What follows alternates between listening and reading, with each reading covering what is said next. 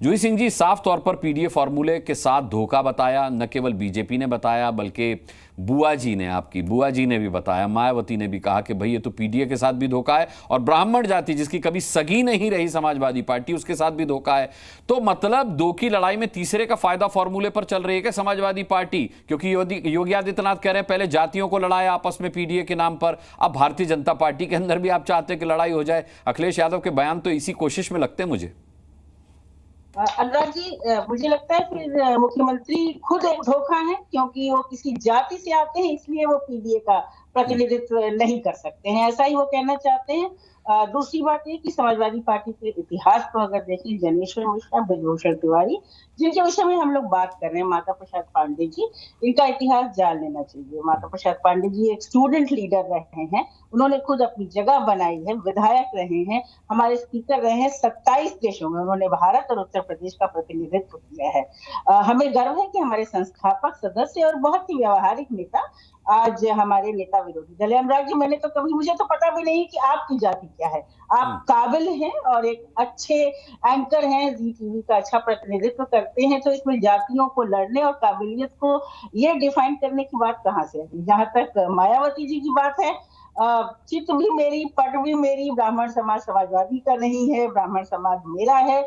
ऐसे लोगों की बात पर टिप्पणी करके मैं जनता की समस्याओं को कम नहीं करना चाहती। आज मुख्य सेविका है जिनकी एक नियुक्ति 2021 में निकली थी, ज्ञापन लेकर महिलाएं घूम रही हैं, 32,000, आज तक रिजल्ट नहीं निकला। तो योगी आदित्यनाथ जी के जन जो लगता है मिला, उसमें भी गई थी, कोई आश्वासन नहीं मिला उनका रिजल्ट निकलवा दे। क्योंकि ओएन सिंह जी फिर उनके जाति के और मेरे जाति के भी हैं, वो कह रहे हैं कि भाई पैरवी होगी तो हम देखेंगे। ये असल मुद्दे हैं, थोड़ा अपने काम पर ध्यान दें। बाकी नेता प्रतिपक्ष, विधायक अगर जातियों के हिसाब से बांट रहे हैं भारतीय जनता पार्टी, तो हम तो शुरू से कहते हैं कि बहुत ही जातिवादी एक पार्टी है। आपने शुरुआत में ही एक रिपोर्ट दी थी जो राजेंद्र नगर में हुआ, जिसमें हमारे कोचिंग के छात्र की मृत्यु हुई, बहुत ही संवेदनशील मसला है जिस पर हम सब शर्मसार हैं। तो इसको जो भी सरकार हो, जो भी अधिकारी और राष्ट्रीय अध्यक्ष ने ये मुद्दा उठाया भी है, इसको तुरंत हैंडल करना चाहिए, न्याय देना चाहिए, मुख्य सेविकाओं को न्याय देना चाहिए। और जो बजट है उत्तर प्रदेश का, क्या आपने कमाया है, कितने उद्योग आए हैं, बेरोजगारी की समस्या आप कैसे हैंडल कर रहे हैं? 69,000 शिक्षकों में अभी 6,800 शिक्षकों को आरक्षण नहीं मिला है। और साथ ही ये सब बातें तो इनके खुद के जो भी कुछ नेता कह रहे थे भारतीय जनता पार्टी की कि कोई कठिनाई नहीं, तो इनके खुद ही के नेता तो आकर पटल पे कह रहे हैं कि हमें सरकार से समस्या है, अधिकारियों से समस्या है, तो अपने लोगों की सुने जी। ठीक है जूही जी, मैं लौटूंगा आपके पास। के शर्मा जी, भाई आप लोगों ने ये साबित करने की पूरी कोशिश की कि योगी ही असरदार हैं, योगी ही बॉस हैं। एक बैठक में तो सीएम और दोनों डिप्टी सीएम साथ नजर आए, बट अभी अभी मेरे पास खबर आई है कि जो पिछड़ा वर्ग मोर्चा की प्रदेश कार्य समिति की बैठक थी उसमें योगी जी सबसे एंड में पहुंचे और उनके आने से 2 मिनट पहले दोनों डिप्टी सीएम वहां से निकल गए थे। तो मतलब क्या माना जाए कि दिखाया कुछ और जा रहा है और पर्दे के पीछे असलियत कुछ और है? मुझे तो समझ नहीं आता अखिलेश जी, आपको न्यूज़ 24 आवर न्यूज़ चलाना है तो कहानियाँ तो गढ़नी है। खैर ये मीडिया का काम है, मीडिया करे। मैं 2 चीज़ें जानता हूँ, क्योंकि मैं संगठन का कार्यकर्ता हूँ। मैं 2 बातें समझता हूँ। जब तक कोई बयान ना आए, कयासों पर राजनीतियाँ नहीं होती हैं। जब कोई बयान आ जाएगा तो जरूर मुझे बताइएगा, मैं उसका भरपूर जवाब दूंगा।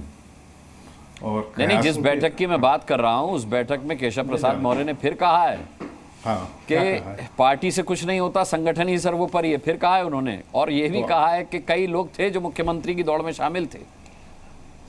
खबर आ गई होगी आपके पास? नहीं, आप, मुझे आश्चर्य है, एक संगठन आधारित पार्टी के अंदर आप अपेक्षा क्या करते हैं? एक संगठन आधारित पार्टी में संगठन बड़ा होगा कि व्यक्ति बड़ा होगा? आपको अखिलेश जी इतना मुझे यानी इतने बताने की जरूरत नहीं पड़नी चाहिए। देश के प्रधानमंत्री नरेंद्र मोदी जी ने अपने राष्ट्रीय अध्यक्ष का नारा लगाया कि नड्डा जी आगे बढ़ो, मैं तुम्हारे साथ हूँ। ये 75 साल की राजनीति में किसी पार्टी में नहीं हुआ होगा जो भारतीय जनता पार्टी के यहाँ हुआ, क्योंकि पार्टी ये संगठन आधारित ही पार्टी है। इसका बनावटी संगठन है, इसके मूल विचारों में संगठन है। पंडित दीनदयाल उपाध्याय जी के सिद्धांतों को पढ़ना चाहिए कि संगठन सर्वोपरि है, सत्ता हमारे लिए सेवा का माध्यम है। मैं 1 घंटे भाषण दे सकता हूं अभी आपको संगठन के विषय में। कार्यकर्ता रीढ़ की हड्डी होता है, यही संचालन से मेरा सवाल ये नहीं है, मेरी चिंता के शर्मा जी ये है कि अगर आप अपने घर के सबसे बड़े हैं और आपका सुपुत्र या सुपुत्री बार बार पूरे परिवार को ये बताता रहे या बताती रहे कि केके जी से बड़ा कोई नहीं है, केके जी से बड़ा कोई नहीं है, तो ये बताने की जरूरत क्यों है? आप तो बड़े हैं ही। सुन लीजिए, इसलिए बतानी पड़ती है क्योंकि जब आप संगठन चलाते हैं ना, तो संगठन में बार बार उन सुप्त वाक्यों को दोहराना पड़ता है, बार बार कार्यकर्ताओं के अंदर ये विषय लाने पड़ते हैं, तब संगठन चलता है। हम परिवार आधारित पार्टी थोड़ी ना है कि हम केवल एक परिवार की गाथा गाएंगे, एक व्यक्ति का नाम लेंगे। हम संगठन जब होता है तो उसमें बार बार कार्यकर्ताओं के बीच ये विषय रखे जाते हैं। और ऐसा कोई मेरे राष्ट्रीय अध्यक्ष का भाषण नहीं, ऐसा मेरा कोई प्रस्ताव नहीं मेरी पार्टी का जिसमें संगठन के विषय में चर्चा न हो और उसमें पैरे न लिखे जाएं और राष्ट्रीय अध्यक्ष भाषण उस पर न करें।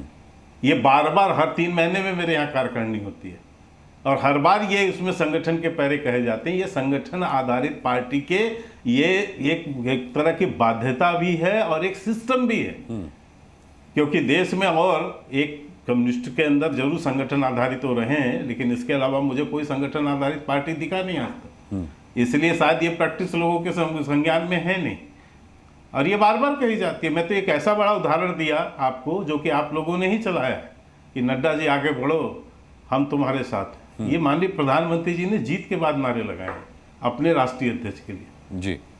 तो हमारे यहाँ ये परंपरा, एक सिस्टम है अखिलेश जी। हर राजनीतिक दलों की एक विचारधारा होती है, एक सिस्टम होता है। वहाँ बार बार कार्यकर्ताओं के मोटिवेशन के लिए कहा जाता है। लेकिन मैं फिर विषय पे आता हूँ। आपने कहा, मुझे तो बड़ा आश्चर्य है, जाति की राजनीति के बगैर समाजवादी पार्टी की कल्पना करना ये तो बहुत कठिन काम है। जिसका जन्म ही, जिसकी समझ ही पूरी राजनीति की जातियों पर आधारित रही। और आज तो मुझे बड़ा आश्चर्य है कि यहाँ मैं समाजवादी पार्टी के प्रवक्ता को सुन रहा हूँ, इनके जो इंडी गठबंधन में जो नेता प्रतिपक्ष हैं, आज सदन में तो जाति की बात कर रहे हैं। आज तो सदन में जाति की बात उठा रहे थे। तो उनसे क्या ये अलग हैं क्या जूही जी? या तो ये कहें यहाँ पर बैठ के कि हम जो है राहुल गांधी के उस पर जो है बात नहीं करते। वो तो फोटो में पूछ रहे हैं किस जाति के लोग हैं, किस जाति के लोग हैं। बजट के फोटो पे जहाँ पर वो मिठाई वो बढ़ता है, वहाँ वो जाति की ढूंढ रहे हैं। तो जूही जी उसकी एक बार यहाँ पर आलोचना करें, निंदा करें कि ये किस जाति को ढूंढ रहे थे। तो दूसरे के लिए अपने गिरेबान में झांकने की जरूरत होती है भूलने से पहले। हम जाति, हम तो ये भी नहीं जानते आपकी क्या जाति है। वहां जो ढूंढ रहे हैं वहां ठीक, वहां बोलती बंद है। ठीक, आप यदि इतने बड़े वो हैं तो जातिगत जनगणना की डिमांड लेके क्यों खड़े हो गए? ठीक है। Zee News.